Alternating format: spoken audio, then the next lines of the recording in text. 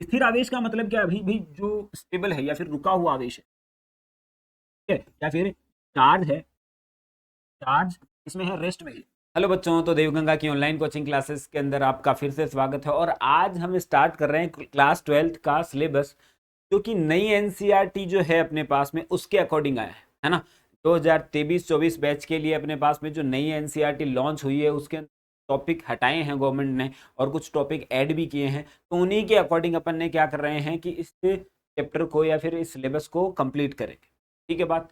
तो चलिए स्टार्ट करते हैं स्थिर वैद्युतिकी। देखो एक बात समझें आप, स्थिर वैद्युतिकी एक बहुत ही स्मार्ट चैप्टर है और बहुत ही इंटरेस्टिंग भी है। थोड़ा बहुत आप लोगों को आइडिया लगा होगा क्लास 12th के 10th के अंदर।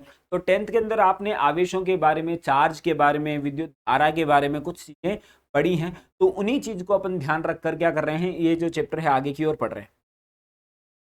तो देखते हैं आगे। सबसे पहले अपने को क्या करना है, जब भी अपन पढ़ रहे हैं इसको, तो आप क्या करें, कॉपी पेन जरूर लें और उसके बाद में उसके ऊपर लिखना स्टार्ट करें, ताकि आप लोगों को ये बहुत अच्छे से समझ में आ जाए। ठीक है ना बात भाई। जब तक आप लिखोगे नहीं ना, तब आप ऊपर ऊपर के लेवल से पढ़ोगे, और जब आप लिखना स्टार्ट कर दोगे ना, तब आपके जो है माइंड के अंदर आपके दो फायदे हो जाएंगे इससे। एक तो क्या होगा कि आपके जो नोट्स कंप्लीट हो जाएंगे, ये बोर्ड के अकॉर्डिंग पूरा का पूरा पढ़ाया जाएगा आपको।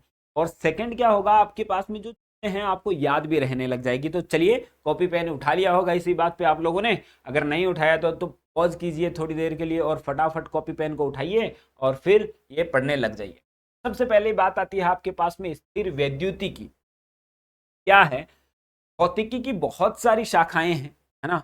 बहुत सारी शाखाएं हैं और उन्हीं के अंदर एक ऐसी शाखा है के अंतर्गत अपन क्या करते हैं, स्थिर आवेशों का अध्ययन करते हैं। का अध्ययन करते हैं, स्थिर आवेशों का अध्ययन करते हैं। और यही शाखा क्या कहलाती है आपके पास में, स्थिर वैद्युतिक। स्थिर आवेश का मतलब क्या है, अभी भी जो स्टेबल है या फिर रुका हुआ आवेश है। ऐसा आवेश है, रुका हुआ आवेश है, ठीक है, या फिर चार्ज है, चार्ज इसमें है, रेस्ट में है, विराम अवस्था में है, विराम अवस्था।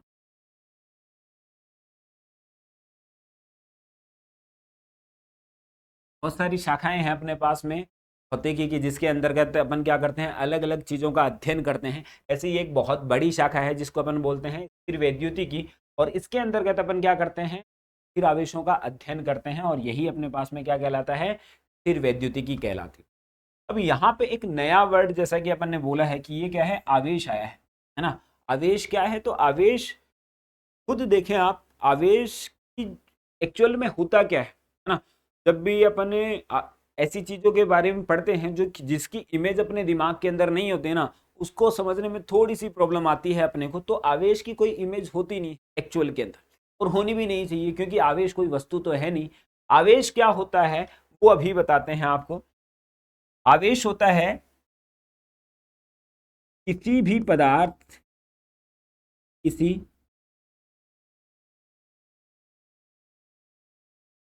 पदार्थ का वह गुणधर्म है, गुणधर्म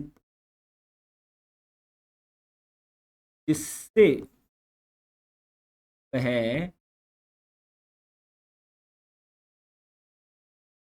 द्वितीय प्रभाव प्रभाव व चुंबकीय प्रभाव को, चुंबकीय प्रभाव को प्रदर्शित करता है।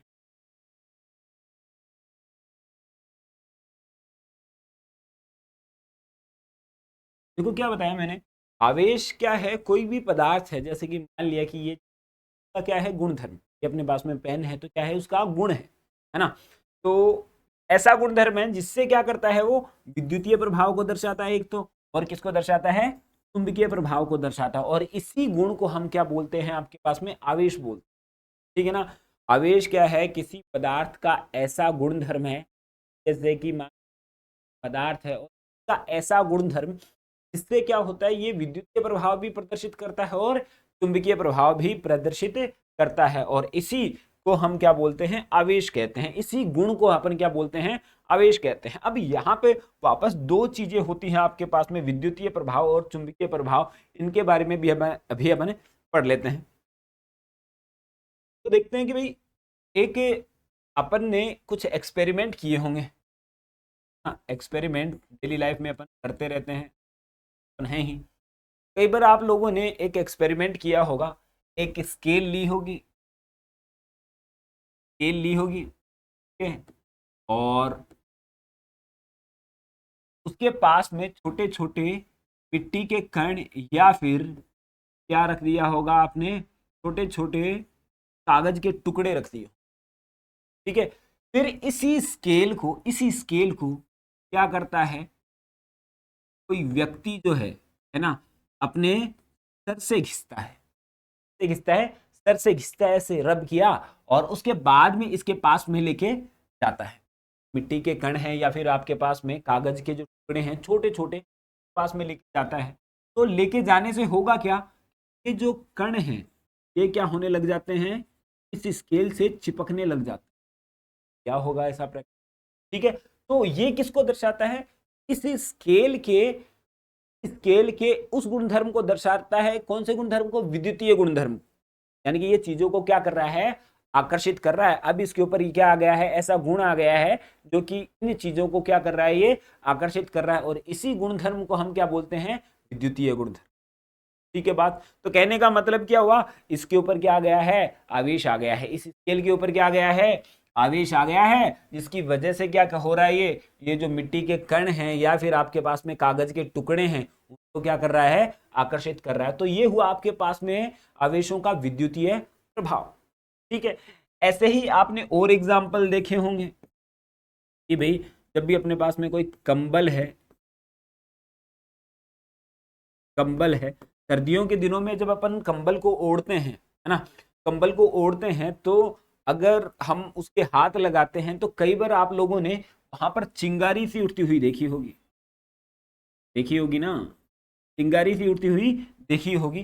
तो वहां पे ये भी किसको दर्शाता है, विद्युतीय प्रभाव। उनसे प्रभाव को दर्शाता है, विद्युतीय प्रभाव को दर्शाता है। और ऐसे और एग्जाम्पल भी काफी हैं इसके। तो अपन ने क्या देखा कि भाई स्केल के ऊपर ऐसा गुणधर्म आ गया है जिससे वह चीजों को क्या कर रहा है, आकर्षित कर रहा है ना। तो ये गुणधर्म क्या कहलाता है आपके पास में, विद्युतीय प्रभाव कहलाता है। ये आकर्षित ही नहीं, जो प्रतिकर्षण भी हो सकता है वो भी अपन पढ़ेंगे। फिलहाल अपन ने ये प्रैक्टिकल किए होंगे, प्रतिकर्षण का प्रैक्टिकल अपन ने नहीं किया होगा। प्रतिकर्षण का प्रैक्टिकल देखना है तो एक मैंने शॉर्ट वीडियो बनाया था, है ना, प्रतिकर्षण की वीडियो के ऊपर, वो आप देख सकते हैं तो किस प्रकार से अपन चीजों को प्रतिकर्षित कर सकते हैं। तो ये तो हुआ आपके पास में कौन सा, विद्युतीय प्रभाव। कौन सा प्रभाव हो गया, विद्युतीय प्रभाव। ये जो दोनों प्रभाव कौन से दर्शा रहे हैं, विद्युतीय प्रभाव,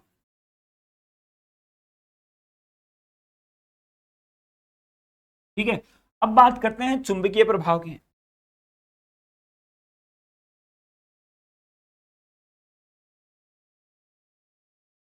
देखो चुंबकीय प्रभाव क्या होता है, एक एक्सपेरिमेंट था 10th क्लास के अंदर जो कि ओरस्टेड नाम के साइंटिस्ट ने किया था, है ना। तो ओरस्टेड ने क्या बताया था उसकी बात करते हैं ना अपन।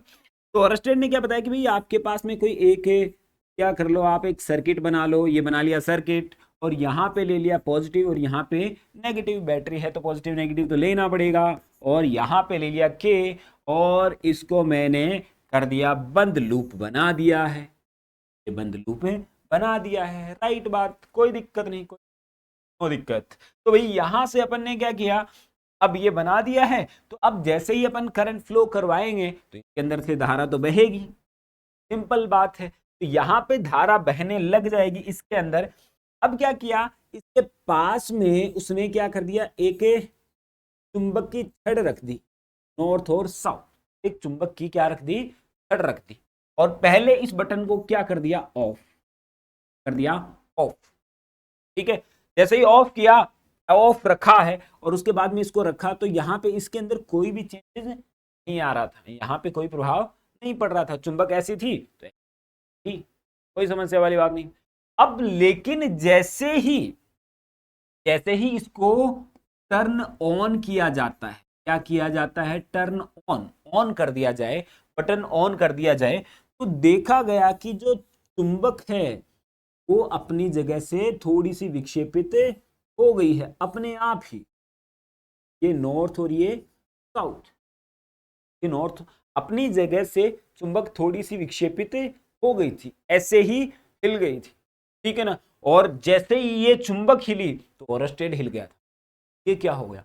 अरे सिंपल सी बात है, अगर आप भी, आपके सामने कोई चेयर पड़ी हुई है ना, अचानक से वो हिलने लग जाए तो आपको भी डर लगेगा ही ना, समझ सकते हो ना क्यों लगेगा। तो इसी तरीके से ये तो चलो एक्सपेरिमेंट कर रहा था, अचानक से आपके सामने से टेबल हिल जाएगा ना तो आपका कालजा हिल जाएगा, है ना। तो ऐसा है, तो ऐसे ही वो हिल गई थी। तो अब उसके दिमाग में आया कि भाई यहाँ पे क्या हो रहा है, ये चीज यहाँ पे ऐसी क्या है तो चुंबक को हिला रही है, ठीक है। और इससे पहले तक ऐसा कोई प्रभाव उत्पन्न हुआ नहीं था कि जिसके अंदर आवेश और चुंबक को एक साथ लाया जाए।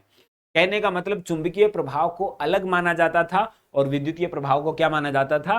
अलग माना जाता था। आपस में दोनों का कोई लेन देन नहीं है। लेकिन यहां तो कुछ लेन देन चल रहा है, यहां देखो कुछ लेन देन चल रहा है। यहाँ पे क्या लेन देन चल रहा है भाई? यहाँ पे देखो कि अगर धारा प्रवाहित कर रहे हैं ना तो चुंबक हिल रही है, तो यानी कि इससे प्रभावित तो हो रही है चुंबक। और चुंबक के बारे में मैं बहुत अच्छे से जानता हूं, चुंबक में मैंने बचपन में बहुत सारे खेला है चुंबक की सहायता से, कि कैसे हम चुंबक को हिलाते थे या फिर कैसे चुंबक को अपन विक्षेपित करते थे। तो चुंबक अपनी जगह से विक्षेपित हो सकती है 2-3 कारणों की वजह से। अगर मैं इस चुंबक के पास में कोई दूसरी चुंबक ले आ जाता हूं ना, तो भी ये अपनी जगह से क्या हो सकती है? अगर मैं क्या कर रहा हूं, इस चुंबक के पास में कोई दूसरी चुंबक लेके आ जाता हूं, तो भी ये क्या हो सकती है? विक्षेपित हो सकती है। या फिर मैं कोई लोहे का पार्टिकल लेके आ जाता हूं, तो भी क्या हो सकती है? ये विक्षेपित। लेकिन मैंने यहां ऐसा कुछ काम नहीं किया है। पहले ये तांबे का तार था, तांबे के तार के पास में मैंने क्या रखा है? इसको रखा है ना। तांबे के तार के पास में मैंने इसको रख दिया। अब तांबे के तार के पास में रखा है, जैसे ही मैंने इसको ऑन किया है ना, तो ये अपनी जगह से विक्षेपित हुई है। तो ना तो मैं कोई लोहा लेके गया हूं इसके पास में, ना ही मैं कोई दूसरी चुंबक लेके गया हूं, ठीक है बात। अब ना तो कोई लोहा लेके गए अपन, ना ही कोई दूसरी चुंबक लेके गए हैं, तो फिर ये अपनी आप विक्षेपित क्यों हुई? क्या चेंज हुआ था इसके अंदर? धारा का। क्या चेंज हुआ था? धारा का। तो कहने का मतलब इसी तरीके से उसने बताया कि धारा के कारण हो रहा है ऐसा, के कारण हो रहा है, धारा के कारण। हो ना हो, तार के चारों ओर एक ऐसा क्षेत्र उत्पन्न हो गया है, ऐसा क्षेत्र जिसको अपन चुंबकीय क्षेत्र बोलते हैं। क्योंकि चुंबक जो है चुंबकीय क्षेत्र से भी विक्षेपित हो सकती है। तो क्या बताया कि तार के चारों ओर क्या हो गया है? एक चुंबकीय क्षेत्र उत्पन्न हो गया है, जिसकी वजह से चुंबक अपनी जगह से क्या हो रही है? रही है, विक्षेपित हो रही है। तो इस तरीके से ये जो कहलाया वो क्या कहलाया? विद्युत धारा का चुंबकीय प्रभाव। बाद में जाके यही एक चैप्टर बन गया, जो कि बहुत बड़ा और बहुत ही अच्छा चैप्टर बना था। तो क्या बताया ओरस्टेड ने? जब चालक तार में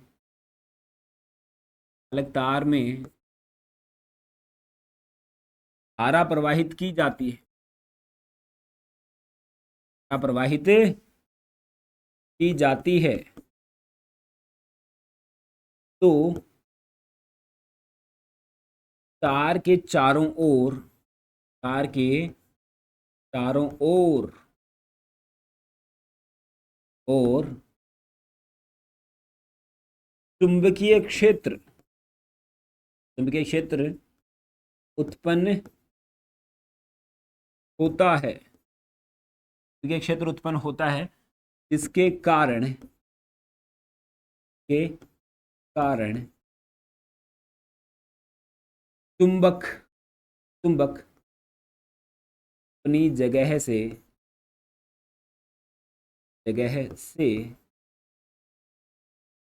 विक्षेपित होती है। अपनी जगह से इसी के कारण क्या हो रही है? विक्षेपित हो रही है। और यही क्या है? चुंबकीय प्रभाव। चुंबकीय प्रभाव किसका? चुंबकीय प्रभाव आवेशों का। चुंबकीय प्रभाव का प्रभाव हुआ है, आवेशों का चुंबकीय प्रभाव। तो आवेश ने कितने गुणधर्म दर्शाए? आवेश ने क्या दर्शाया? 2 गुणधर्म दर्शा दिए। 2 गुण दर्शाता है। एक तो क्या दर्शाता है? विद्युतीय प्रभाव को दर्शाता है, ये प्रभाव को दर्शाता है, हाँ, दूसरा किसको दर्शाता है बताइए? देखिए प्रभाव को। तो इसीलिए अपन ने कहा है ऐसा कि आवेश किसी पदार्थ का ऐसा गुणधर्म है, वह गुणधर्म है जिससे वह विद्युतीय प्रभाव को दर्शाता है और किसको दर्शाता है? चुंबकीय प्रभाव को भी आता है। ठीक है, और ये बात अपन ने इसके अंदर देख भी ली है कि किस प्रकार से कौन कौन से तो विद्युतीय प्रभाव होते हैं आवेश के और कौन कौन से क्या होते हैं? चुंबकीय प्रभाव। अब देखो एक कमाल की बात क्या है कि आवेश का कोई आकार नहीं होता, गुण होता है। मान लिया इस स्केल का गुण है तो स्केल का गुण का कोई आकार हो नहीं सकता, नहीं हो सकता ना। इसी तरीके से आवेश का भी कोई आकार हो नहीं सकता है, क्योंकि अपन जानते हैं कि ये पदार्थ का गुणधर्म है, गुण है, किसी भी पदार्थ में हो सकता है ये, तो वो पदार्थ का गुणधर्म है। तो बोलो यहां तक क्लियर? ठीक है, तो आगे बढ़े चलो बहादुरों, आगे अपन देखते हैं आवेशों के गुणधर्म।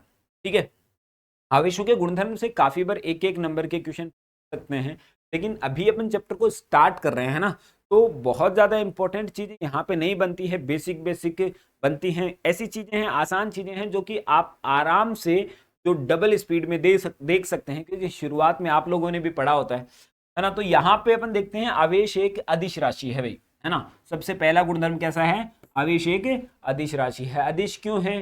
कि मैं जानता हूं अदिश होने के लिए कंडीशन क्या है, क्या कंडीशन है बताओ आप लोग। अदिशन सॉरी अदिश है, अदिश होने के लिए अपने को पता है कि परिमाण तो होना जरूरी है। क्या होना जरूरी है?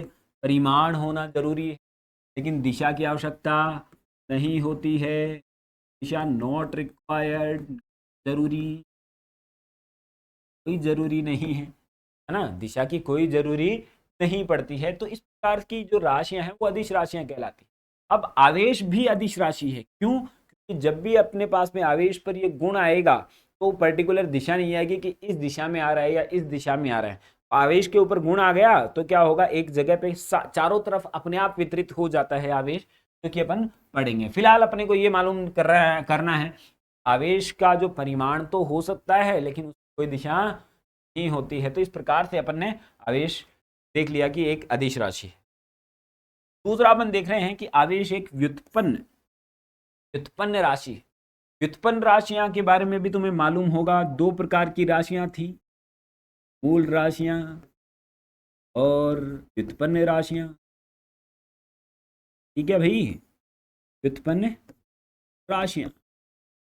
तो मूल राशियों के बारे में अपन ने पढ़ा था, ऐसी राशियां होती थी जो सात होती, याद करो वो, है ना, सात राशियां होती थी। तो सात राशियां हैं आपके पास में, तो जो ऐसी राशियां होती हैं जो कि अन्य राशियों पे डिपेंड नहीं करती हैं, निर्भर नहीं करती थी, वो मूल राशियां होती थी। और व्युत्पन्न राशियां क्या होती हैं? जो कि इन्हीं मूल राशियों की सहायता से बनाई जाती हैं। कैसे है अभी देख लेते हैं। आई बराबर कितना होता है भाई? क्यू बाई टी, देखा है अपन ने। आरा बराबर ये होता है, तो क्यू बराबर कितना होगा?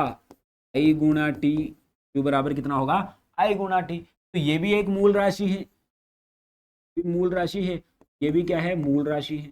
तो अब देखो ये दो मूल राशियों की सहायता से बना है आवेश, और ये क्या है? आवेश है, आवेश। तो दो मूल राशियों की सहायता से बना है आवेश, इस वजह से कैसी राशि है भैया? ये व्युत्पन्न राशि है। ठीक है बात। अब आवेशों का केवल अदिश योगफल होता है। कैसा योगफल होता है? अदिश योगफल, या कई बार इसको बीजगणितीय योगफल भी बोलते हैं। क्या बोलते हैं?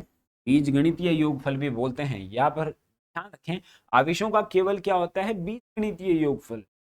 अदिश राशि है तो अदिश योगफल ही। अदिश का मतलब जो सामान्य योगफल, प्लस को प्लस में जोड़ दें, माइनस को माइनस में। और एग्जाम्पल आपको समझा देते हैं, आपको बिना एग्जाम्पल के बात आती नहीं है। तो भाई यहाँ पे अपन देखते हैं कि भाई यहाँ पे मान लेते हैं कि एक गोला है, उसके ऊपर माइनस का 10 कूलम आवेश, प्लस का 20 कूलम आवेश, माइनस का 4 कूलम आवेश, ऐसा है। तो कुल आवेश कितना होगा? कुल आवेश सिंपल सी बात है, बी प्लस का 20 है, माइनस का 14 है, 20 माइनस का 14 इक्वल टू कितना है? कूलम। सिंपल तरीके का योगफल होता है। तो आप लोग बोलोगे कि सर सिंपल ही करते हैं हम तो योगफल, नहीं, योगफल नहीं करते हैं। कई जगह पे आपका अगर सदिश राशि आ गया ना, सदिश में ये फिड़का नहीं चलेगा, चाहिए, है ना। अगर जिन लोगों ने 11th क्लास में सदिश के इत्मीनान से ध्यान से पढ़ा है ना, उनको तो कोई परेशानी होगी नहीं, लेकिन जिन्होंने नहीं पढ़ा ना उनके लिए भी परेशानी होगी। सदिश योगफल की बात आएगी अब जल्दी ही, बहुत सारी सदिश राशियां हैं। तो यहाँ पे अपन ने देखा कि आवेशों का अदिश योगफल होता है। क्यों होता है? क्योंकि अदिश राशि है या फिर बीजगणितीय योगफल होता है। तो एक बोला अपन ने, आवेश एक संरक्षित राशि है। राशि है, संरक्षित राशि है। आवेश एक संरक्षित राशि क्यों है, इस पे अपन बात करते हैं। आवेश एक संरक्षित राशि इसलिए है, या फिर मैं इसको एग्जाम्पल के थ्रू समझाऊं, तो एग्जाम्पल के थ्रू समझाते हैं इसको।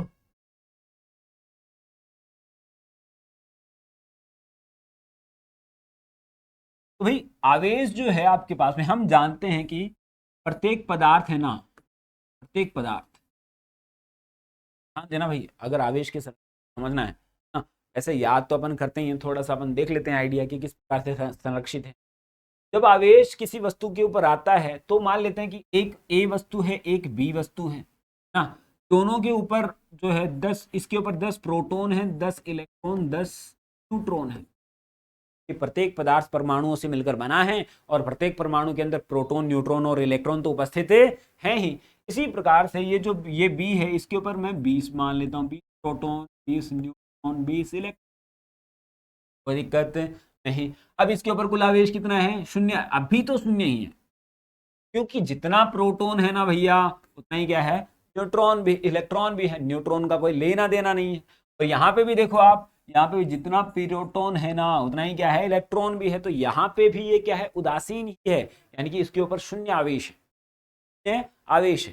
ठीक है, शून्य आवेश का मतलब ये नहीं है कि उसके ऊपर इलेक्ट्रॉन नहीं है, लेकिन प्रोटोनों के बराबर इलेक्ट्रॉन है। पॉइंट टू बी नोट है ये, है ना भाई। किसी वस्तु के ऊपर शून्य आवेश का मतलब ये नहीं है कि उसके ऊपर इलेक्ट्रॉनों की संख्या नहीं है। वहां पे इलेक्ट्रॉन भी है और क्या है? प्रोटॉन भी है, लेकिन इलेक्ट्रॉनों की संख्या जो है वो प्रोटॉनों की संख्या के क्या है? बराबर है। तो इस वजह से ऐसा हुआ है। तो अब अपन देखते हैं कि यहाँ पे इलेक्ट्रॉन और प्रोटॉन क्या है? दोनों बराबर है। यहाँ पे शून्य आवेश, यहाँ पे भी इलेक्ट्रॉन और प्रोटॉन क्या है? दोनों बराबर है। यहाँ पे भी कैसा आवेश है? शून्य आवेश। लेकिन जैसे ही इनको घिस दिया जाए, है ना, रब कर दिया जाए, है ना, या फिर किसी प्रकार से घर्षित करते हैं, तो क्या होता है कि कुछ इलेक्ट्रॉन इस वस्तु से इसमें चले जाएंगे। या तो इससे इसमें जा सकते हैं या फिर इससे इसमें जा सकते हैं, जो कि अपन जब विधियां पढ़ेंगे तब अपने को थोड़ा सा मालूम चलेगा, या फिर आगे थोड़ा सा बताएंगे इसके बारे में। या तो इस अभी फिलहाल ये ध्यान रखिए, ए से बी में भी जा सकते हैं, बी से ए में भी जा सकते हैं। क्यों जा सकते हैं? जानते हैं कि भाई इलेक्ट्रॉन कक्षाओं में रहते हैं। इलेक्ट्रॉन किस में रहते हैं? कक्षाओं में। और कक्षाओं में जब इलेक्ट्रॉन रहते हैं ना और घर्षित किया जाता है उनको, तो इलेक्ट्रॉन एक वस्तु से दूसरी वस्तु में स्थानांतरित हो सकते हैं। तो यहाँ पे इलेक्ट्रॉन इसके चले गए, तो यहाँ पे इलेक्ट्रॉन कितने बच गए? 8 इलेक्ट्रॉन। कितने बच गए हैं यहाँ पे? 8 इलेक्ट्रॉन। और यहाँ पे जो कितना बचा हुआ है, यहाँ पे बच गया है आपके पास में 22 इलेक्ट्रॉन। कितने बचे हैं? 22 इलेक्ट्रॉन। ठीक है बात। अब यहां पे खुद खुद देखो आप, यहां पे पहले कितने इलेक्ट्रॉन थे? Total 10 electron. और यहां पे कितने थे? 20 इलेक्ट्रॉन। पहले कितने थे? 10, और दूसरे पे कितने थे? 20। तो टोटल कितना होगा? टोटल हो गए 30 इलेक्ट्रॉन। अब देखो, जब अपन ने ऐसा कर दिया है, अब यहाँ पे 8 इलेक्ट्रॉन, यहाँ पे 22 इलेक्ट्रॉन, तो ये अभी भी अपने पास में इलेक्ट्रॉनों की संख्या क्या है? उतने की उतनी ही है, यानी कि आवेश उतना का उतना ही है। आवेश क्या है? उतना का उतना ही है जितना कि पहले था। इसका मतलब यही हुआ ना, आवेश कैसी राशि है? संरक्षित राशि है। इंपॉर्टेंट पॉइंट है। तो आवेश कैसी राशि है? कि संरक्षित राशि है। ये बात अपन ने पढ़ ली है। आवेश कैसी राशि है? कि संरक्षित। न तो इसको उत्पन्न किया जा सकता, नहीं नष्ट किया जा सकता, बस एक बॉडी से दूसरी बॉडी में ट्रांसफर किया जा सकता है, स्थानांतरित किया जा सकता है। ये बात तो आप लोगों को बहुत अच्छे से याद होगी, सपने में भी बता सकते हैं आप। के बाद में बात आती है आपके पास में, समान प्रकृति के जो आवेश हैं वो क्या करते हैं? एक दूसरे को प्रतिकर्षित करते हैं, जबकि विपरीत प्रकृति के आवेश एक क्या करते हैं? आकर्षित करते हैं। ठीक है, तो पहले तो ये देखें आप, भाई आवेश जो है, आवेश आवेशों को दो भागों में बांटा गया था कि प्रकृति के आधार पर, जो कि अपन जानते हैं। एक तो क्या है, धनात्मक आवेश, धनात्मक आवेश, और दूसरा क्या है, ऋणात्मक आवेश। दो प्रकार के आवेश हैं, उनकी प्रकृति के आधार पर, उनके जो गुण थे उनके आधार पर दो भागों में बांट दिया। ठीक है, अब क्या बोला गया कि जब समान प्रकृति के जो आवेश हैं वो एक दूसरे को क्या करेंगे, प्रतिकर्षित।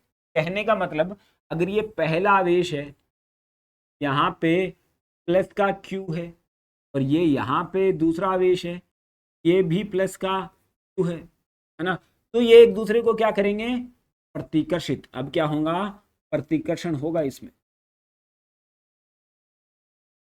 क्या होगा भैया, प्रतिकर्षण होगा। क्या होगा, प्रतिकर्षण। ऐसे ही अगर मैं ऋणात्मक ले लेता हूं, जैसे ये माइनस का क्यू, यहाँ पे भी माइनस का क्यू, तो अब भी क्या है, ये माइनस ये भी माइनस, तो प्रकृति तो दोनों की क्या हो गई, समान। इस स्थिति में भी ये क्या करेंगे, एक दूसरे को प्रतिकर्षित ही करेंगे। क्या करेंगे, प्रतिकर्षित, प्रतिकर्षित करेंगे। ठीक है बात। अब ऐसा हुआ, जबकि विपरीत प्रकृति के आवेश एक दूसरे को क्या करेंगे, आकर्षित। तो यहां पे पॉजिटिव लिया और यहाँ पे नेगेटिव, विपरीत प्रकृति हो गई ना, एक तो पॉजिटिव ले लिया, एक नेगेटिव। तो अब इस स्थिति में इसके अंदर क्या होगा, कर्षण होगा, होगा कर्षण, वे एक दूसरे को खींचेंगे आपस में। ठीक है बात। अगला है आपके पास में, आवेश एक निश्चर राशि है भाई। आवेश कैसी राशि है, निश्चर राशि। तो निश्चर का मतलब क्या हुआ, आवेश, जो आवेश है ना, जितना गतिमान अवस्था में होता है उतना ही क्या होता है, आवेश स्थिर अवस्था में होता है। तो कहने का मतलब, अगर कोई बॉडी के ऊपर 10 कूलम आवेश है और वो स्थिर अवस्था में है, तो 10 कूलम है और वो गति करने लग जाएगी, तब भी कितना रहेगा आपके पास में, 10 कूलम ही रहेगा। तो जितना आवेश स्थिर अवस्था में है ना, उतना ही क्या रहेगा, गतिमान अवस्था में भी रहेगा। ठीक है, तो पॉइंट नोट कर रहे होंगे अभी आप। अब आगे बढ़ते हैं अपन, आवेश का, आवेश एक क्वांटीकृत, थोड़ा सा राइट कर देते हैं, क्वांटीकृत लिखा जाता है ना भाई, क्वांटीकृत, क्वांटीकृत राशि है। आवेश एक कैसी राशि है, क्वांटीकृत राशि है। क्वांटीकरण का मतलब क्या है, आवेश छोटे छोटे टुकड़ों के रूप में पाया जाता है, के रूप में पाया जाता है, आवेश छोटे छोटे टुकड़ों के रूप में पाया जाता है। ठीक है ना बात, छोटे छोटे टुकड़े हैं उनके रूप में पाया जाता है। और इसका जो फॉर्मूला आता है वो आता है क्यू बराबर प्लस माइनस का एन ई, क्यू बराबर प्लस माइनस का एन ई। ठीक है बात। तो यहां पे ये फॉर्मूला, यहां पे जो एन है ना, यहां पे जो एन है वो क्या है, इलेक्ट्रॉनों की संख्या है, इलेक्ट्रॉनों की संख्या है। ठीक है बात। और यहां पे जो ई है, ई है वो इलेक्ट्रॉन का आवेश है, इलेक्ट्रॉन का आवेश।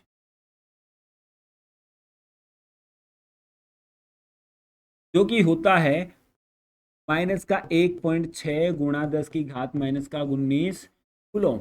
ये एक इलेक्ट्रॉन का आवेश होता है। ठीक है बात। और ये n क्या है, इलेक्ट्रॉनों की संख्या है। और यहाँ पे प्लस माइनस क्यों आया, क्योंकि आवेश धनात्मक भी हो सकता है और ऋणात्मक भी हो सकता है। इस चीज के अंदर अपने को ध्यान रखना है कि इलेक्ट्रॉनों की संख्या होनी चाहिए ना, वो पूर्ण गुणज होनी चाहिए, पूर्ण गुणज। ठीक है, या फिर उसको क्या बोलते हैं, पूर्ण गुणज नहीं, वर्ड बोलते हैं, या फिर पूर्णांक होनी चाहिए, पूर्ण अंक होना चाहिए, पूर्णांक।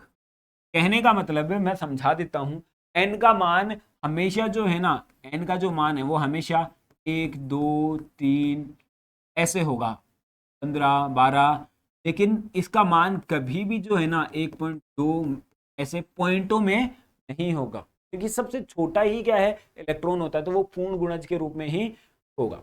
ठीक है बात। तो ये अपने को समझ में आया, आवेश एक कैसी राशि है, क्वांटीकृत राशि है। चलिए इसके ऊपर अपन न्यूमेरिकल कर लेते हैं, जो कि अपनी एनसीईआरटी का है। पहला न्यूमेरिकल अपन देखते हैं कि एक न्यूमेरिकल है, एक कूलॉम आवेश में इलेक्ट्रॉनों की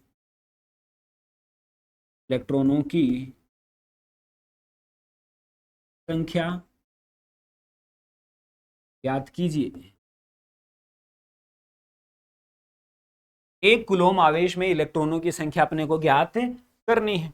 तो सबसे पहले सॉल्यूशन अपन देखते हैं। भाई आप लोगों की अगर न्यूमेरिकल्स की प्रॉब्लम है ना, तो आप मुझे बता सकते हैं कमेंट बॉक्स के अंदर। तो तरीके से न्यूमेरिकल्स को अलग तरीके से हैंडल करना भी सीखेंगे कि आप लोगों को अगर न्यूमेरिकल नहीं समझ में आता है और थ्योरी समझ में आ जाती है, डायग्राम समझ में आ जाता है, डेरिवेशन में आती है, न्यूमेरिकल्स नहीं आते हैं, तो उसके लिए अपन अलग तरीके से पढ़ना स्टार्ट करेंगे, क्योंकि माइंड सेट अपने को उसके लिए क्या करना पड़ेगा, अलग तरीके से। ठीक है ना। तो जब भी न्यूमेरिकल सॉल्व करते हैं तो पहले तो गिवन वैल्यूज लिख दें, बहुत इजी होते हैं। Given values